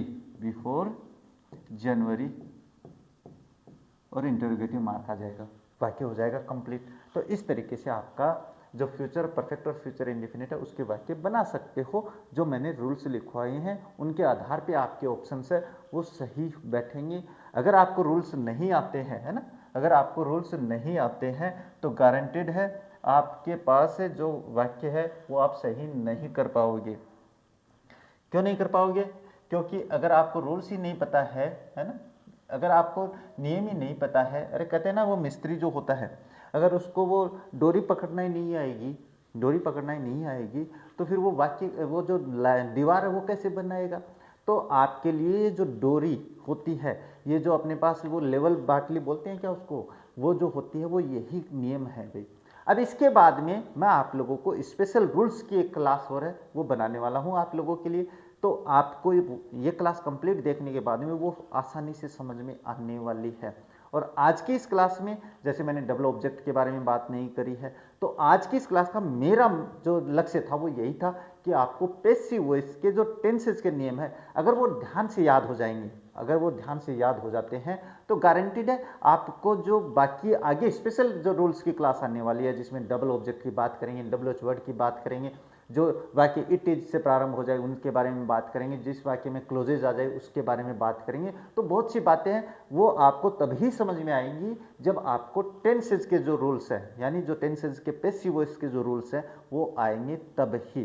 तो ये क्लास आज की आप लोगों के लिए नींव का पत्थर साबित होने वाली है अगर आप लोगों ने देख ली है तो। अगर आप लोगों ने नहीं देखी है तो गारंटीड है आपके पैसिव वॉइस के एग्जाम्पल्स वो सही नहीं होने वाले हैं। तो बस आज की इस क्लास को यहीं पे कंप्लीट कर देते हैं और मिलते हैं आप लोगों से अपनी नेक्स्ट क्लास में। तब तक देखते रहिए हमारा चैनल। जय हिंद, जय भारत।